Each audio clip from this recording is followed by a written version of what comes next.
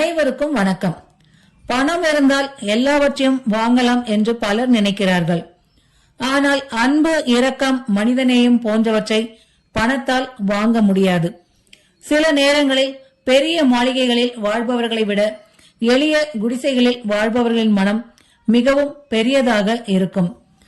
ஒரு கப் பால் சொல்லிக் கொடுத்த வாழ்க்கை பாடம் ஒரு பணக்கார அம்மாவின் மனதையே மாற்றியது. உண்மையான செல்வம் என்பது பணம் அல்ல, பிறருக்கு உதவ வேண்டும் என்ற நல்ல மனம்தான் என்பதை உணர்த்தும் கதையாக இது அமைகிறது. கதைக்குள் செல்வதற்கு முன்பாக எங்கள் சேனலை சப்ஸ்கிரைப் செய்து பெல் பட்டனை அழுத்துங்கள். எங்கள் கதைகள் உடனுக்குடன் உங்களை வந்து சேரும். வாருங்கள், கதைக்குள் செல்வோம். ஒரு பெரிய நகரத்தில் ராமநாதன் என்ற தொழிலதிபர் வாழ்ந்து வந்தார். அவருக்கு சொந்தமாக பல தொழிற்சாலைகள் இருந்தன. அவருடைய மனைவி லலிதா, மகன் அரவிந்த். அவர்களின் வீடு ஒரு அரண்மனையைப் போல இருந்தது. வீட்டில் வேலைக்காரர்கள், டிரைவர்கள், தோட்டக்காரர்கள் என பலர் இருந்தனர். அவர்களை மிகவும் நம்பிக்கைக்கு உரியவள் மீனா. மீனா அந்த வீட்டில் 10 ஆண்டுகளுக்கும் மேலாக வேலை செய்து வந்தாள். சிறு வயதிலேயே தந்தையை இழந்துவிட்டாள். அவளது தாய் உடல்நலக் குறைவால் அவதிப்பட்டு வந்தார். வீட்டின் எல்லா பொறுப்புகளையும் மீனாதான் சுமந்தாள். எவ்வளவு கஷ்டம் இருந்தாலும் யாரிடமும் முகம் சுளிக்க மாட்டாள். எப்போதும் சிரித்த முகத்தோடு இருப்பாள். லலிதா அம்மாவும் அவளை நம்பிக்கை உள்ள பணிப்பெண்ணாகவே நினைத்தார். ஆனால் குடும்ப உறுப்பினராக நினைத்தது இல்லை. ஒரு நாள் வீட்டில் மிகப்பெரிய மகிழ்ச்சி ஏற்பட்டது. அரவிந்துக்கு திருமணம் நிச்சயிக்கப்பட்டது. வீடு முழுவதும் உறவினர்களின் வருகையால் பரபரப்பாக இருந்தது. விளக்குகள், பூ அலங்காரங்கள், இசை, விருந்து என்று திருமண ஏற்பாடுகள் கோலாகலமாக நடைபெற்றன. ஒரு நாள் லலிதா அம்மாள் பெரிய துணி கடைக்கு சென்றார். என் மகனின் திருமணத்திற்கு சில சேலைகள் வாங்க வேண்டும் என்று கூறினார். கடைக்காரர் பல விலையுயர்ந்த சேலைகளை எடுத்து காட்டினார். லலிதா தனது உறவினர்களுக்கும் நண்பர்களுக்கும் மிகவும் விலையுயர்ந்த சேலைகளை வாங்கினார். பிறகு திடீரென நினைவுக்கு வந்தது, வீட்டில் வேலை செய்யும் மீனாவுக்கும் ஒரு சேலை வாங்க வேண்டும் என்று நினைத்தார். அவர் கடைக்காரரை பார்த்து, மிக குறைந்த விலையிலுள்ள ஒரு சேலையை எடுத்து காட்டுங்கள் என்றார். கடைக்காரர் சில சாதாரண சேலைகளை எடுத்து காட்டினார். அவற்றில் ஒன்றை வாங்கிவிட்டு அவர் வீட்டிற்கு திரும்பினார். அந்த நிகழ்ச்சியை கடையில் இருந்த ஒரு முதியவர் கவனித்துக் கொண்டிருந்தார். பணக்காரர்களின் மனமும் பெரியதாக இருக்கும் என்று நினைத்தேன் என்று அவர் மனதிற்குள் நினைத்தார். அன்றைய தினம் மாலை மீனா தனது வேலைகளை முடித்துவிட்டு அதே கடைக்கு வந்தாள். கடைக்காரர் அவளை பார்த்ததும் ஆச்சரியப்பட்டார். என்னம்மா வேண்டும் என்று கேட்டார். என் முதலாளி மகனுக்கு திருமணம், எனக்கு சேலை வேண்டாம், என் முதலாளி அம்மாவுக்கு பரிசு வாங்க வேண்டும் என்றாள். எவ்வளவு விலையில் பார்க்கிறாய் என்று கேட்டார். மீனா மெதுவாக ஒரு சிறிய பையை எடுத்தாள். அதில் பல ஆண்டுகளாக சேமித்து வைத்திருந்த பணம் இருந்தது. என்னிடம் இருப்பதெல்லாம் இதுதான், இதற்குள் சிறந்த சேலையை கொடுங்கள் என்றாள். கடைக்காரர் கண் கலங்கினார். அவர் பல சேலைகளை எடுத்து காட்டினார். மீனா ஒவ்வொன்றாக பார்த்தாள். இறுதியில் அழகான பட்டு சேலையை தேர்ந்தெடுத்தாள். அதன் விலை அவள் 3 மாத சம்பளத்திற்கும் அதிகமாக இருந்தது. இவ்வளவு செலவு செய்ய வேண்டாமே என்று கடைக்காரர் கேட்டார். அதற்கு மீனா சிரித்தபடி, என் அம்மாவுக்கு வாங்குவது போலத்தான் வாங்குகிறேன் என்றாள். திருமண நாள் வந்தது. நகரம் முழுவதும் பேசும் அளவிற்கு பிரம்மாண்டமாக திருமணம் நடைபெற்றது.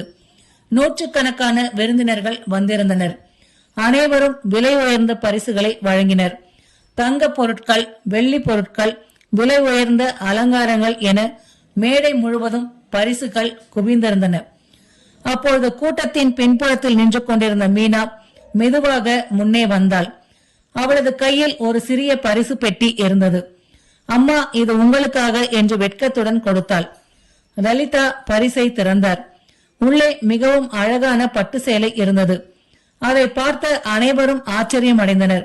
மீனா, இதை நீ வாங்கினாயா என்று கேட்டார். ஆம் அம்மா என்றாள் மீனா. ஏன் இவ்வளவு செலவு செய்தாய் என்று கேட்டார். நீங்கள் பல வருடங்களாக எனக்கு வேலை கொடுத்தீர்கள். என் அம்மாவுக்கு மருந்து வாங்க உதவினீர்கள். நான் கொடுப்பது இதைவிட அதிகமாக இருக்க வேண்டும் என்றாள். அந்த வார்த்தைகள் அனைவரின் மனதையும் நெகிழ செய்தன. ஆனால் லலிதா அமைதியாக இருந்தாள். அன்றிரவு அவரால் தூங்க முடியவில்லை. தான் மீனாவுக்கு வாங்கிய மலிவான சேலை நினைவுக்கு வந்தது. மீனா வாங்கிய விலை உயர்ந்த பரிசும் நினைவுக்கு வந்தது. யார் உண்மையில் பெரிய மனசுக்காரர் என்ற கேள்வி அவளது மனதில் தோன்றியது. சில நாட்கள் கழித்து அரவிந்த் தனது மனைவியுடன் சுற்றுலா செல்ல முடிவு செய்தான். லலிதாவும் அவர்களுடன் சென்றார். அரவிந்தின் 6 மாத குழந்தையும் உடனிருந்தது. அவர்கள் ஒரு பெரிய ஹோட்டலில் தங்கினர். அங்கு எல்லா வசதிகளும் இருந்தன. ஒரு நாள் இரவு குழந்தை பசியால் அழ ஆரம்பித்தது. லலிதா ஹோட்டல் மேலாளரிடம் சென்றாள். ஒரு கப் பால் வேண்டும் என்றார். நிச்சயமாக மேடம், ஆனால் அதற்கான கட்டணம் தனியாக செலுத்த வேண்டும் என்று மேலாளர் கூறினார். லலிதாவும் பணம் கொடுத்து பாலை வாங்கினார். 2 நாட்கள் கழித்து அவர்கள் ஊருக்கு திரும்பிக் கொண்டிருந்தனர். வழியில் குழந்தை மீண்டும் அழ ஆரம்பித்தது. அருகில் ஒரு சிறிய டீ கடை இருந்தது. கடையை நடத்தி வந்தவர் 70 வயது முதியவர். லலிதா அங்கே சென்று, தாத்தா, குழந்தைக்கு கொஞ்சம் பால் கிடைக்குமா என்று கேட்டார். ஏன் கிடைக்காது அம்மா என்று கூறி உடனே சூடான பாலை எடுத்துக் கொடுத்தார். குழந்தை பாலை குடித்து அமைதியானது. லலிதா பணத்தை எடுத்துக் கொடுத்தார். ஆனால் தாத்தா வாங்க மறுத்தார். பணம் வேண்டாம் என்றார். ஏன் தாத்தா என்று கேட்டார் லலிதா. குழந்தைக்கு கொடுக்கும் பாலுக்கு காசு வாங்கினால் அது வியாபாரம், இலவசமாக கொடுத்தால் அது மனிதநேயம் என்றார்.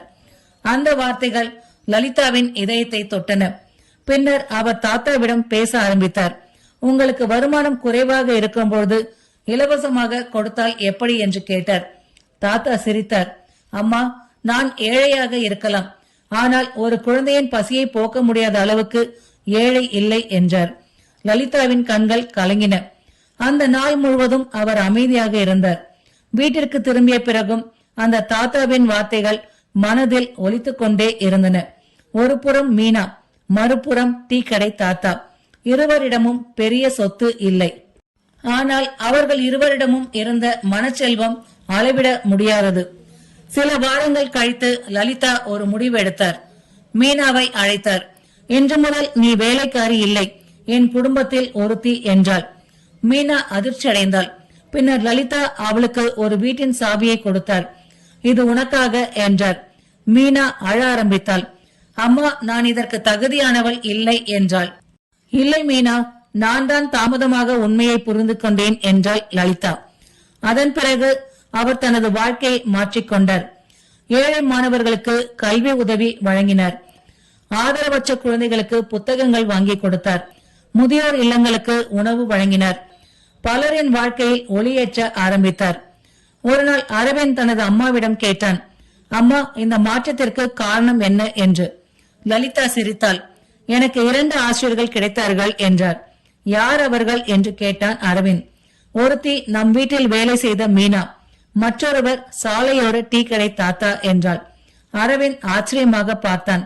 அவர்கள் என்ன கற்றுக் கொடுத்தார்கள் என்று கேட்டான். லலிதா மெதுவாக பதில் அளித்தார். பணம் இருந்தால் மட்டும் பணக்காரன் ஆக முடியாது.